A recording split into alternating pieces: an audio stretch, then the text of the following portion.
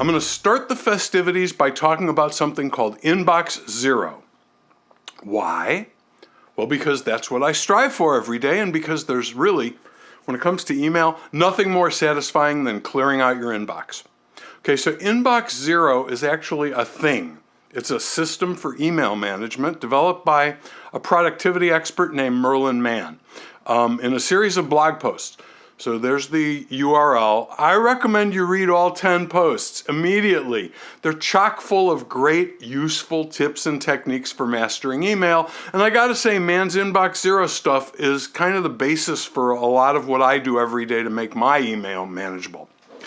But Inbox Zero is about more than just having no messages in the inbox. Sure, it's that, but it's also a philosophy that espouses being in charge of how much effort and time you put into email and allow email to suck out of each day. All right, so what follows are 3 email-related techniques that I use every single day, all of which are cornerstones of Mann's Inbox Zero manifesto. Number 1, turn off alerts. Since your objective is getting work done and staying focused on the task at hand, the first thing to do is turn off all mail alerts. While you're disabling the alerts for mail, consider disabling them for anything else that disturbs you all day long, like Facebook, Twitter, any other app or site that uses notifications. It's easy. Launch System Preferences, click the notifications icon, and choose None for mail and for whatever else. And then disable some or all of the checkboxes.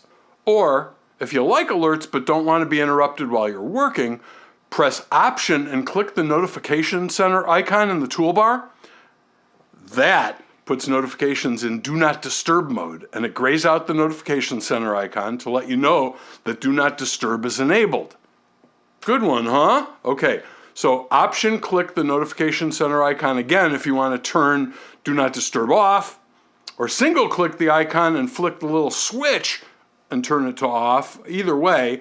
But if you prefer, do what I do and set up a Do Not Disturb schedule in the notification system preference pane. And that way notifications are disabled completely when I'm in the office. Schedule specific times. This is number 2. Schedule specific times every day to work on email. Remember, email works for you, you don't work for it. So if you're the kind of person that has to see every incoming message every time the thing goes ding or you see the number, good luck. You're not going to get any work done. Email's useful, but left to its own devices, it'll distract you and chew up great chunks of time while no real work is getting done. So if you're like that, perhaps it's time to put an end to that addiction. I used to let mail check new messages automatically. But even with alerts disabled, I was distracted by the little number on Mail's dock icon. I'd see it and start thinking, at least one of those 22 new messages could be important.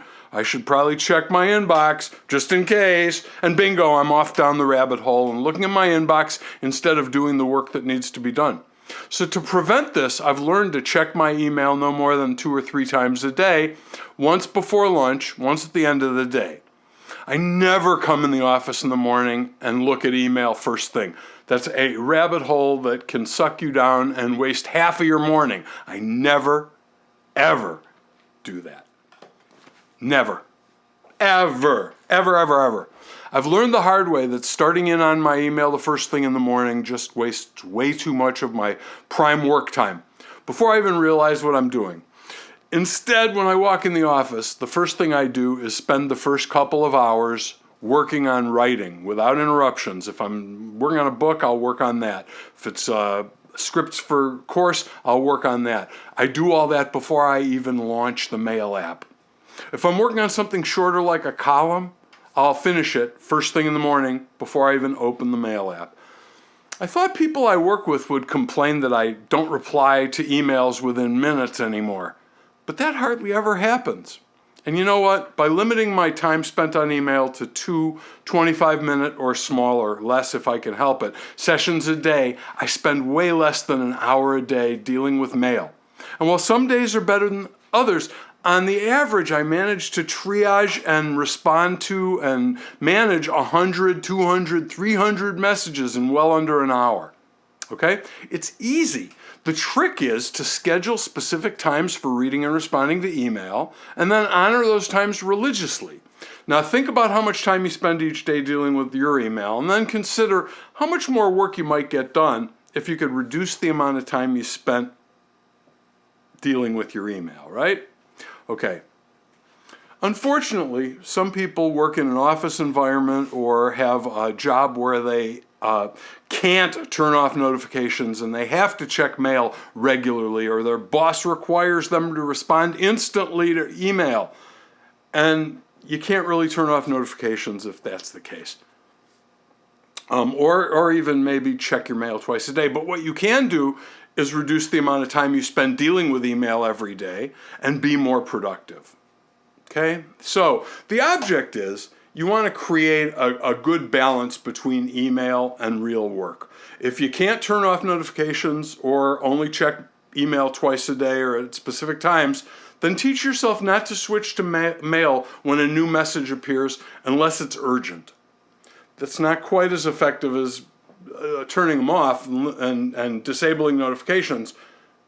But if you can reduce the amount of time you spend each day on email, even a little, you'll find you have more time to get real work done. Just remember this. Before you switch to the mail app, if you switch, you're going to waste time right now on messages that aren't important. If you don't, you're going to spend that time working on something that is important. Okay, now here's tip number 3. Unsubscribe, and then unsubscribe again, and then unsubscribe some more.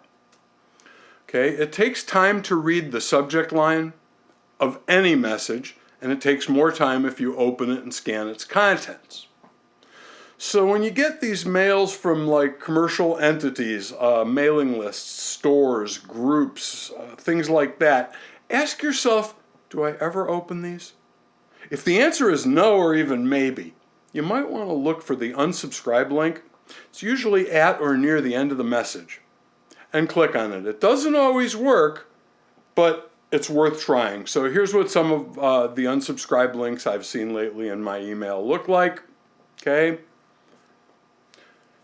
Now, I don't remember where I first read this tip, but when I began unsubscribing to mail I knew I didn't care about, I started to reduce the overall incoming email quantity by at least 15% in just a couple weeks. So if you're stingy about providing an email address to commercial entities, this tip isn't much use. But if you're like me and you receive dozens, if not hundreds, of list-based messages and commercial emails every day, you might want to start unsubscribing to the ones you don't care about now.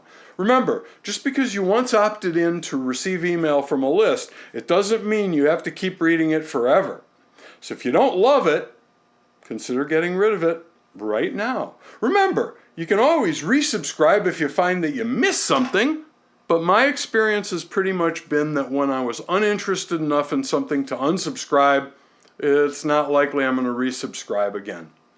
My goal these days is to see less mail in my inbox, not more. So I'm careful about what I subscribe to, and I'm also conscientious about unsubscribing from lists I'm no longer interested in.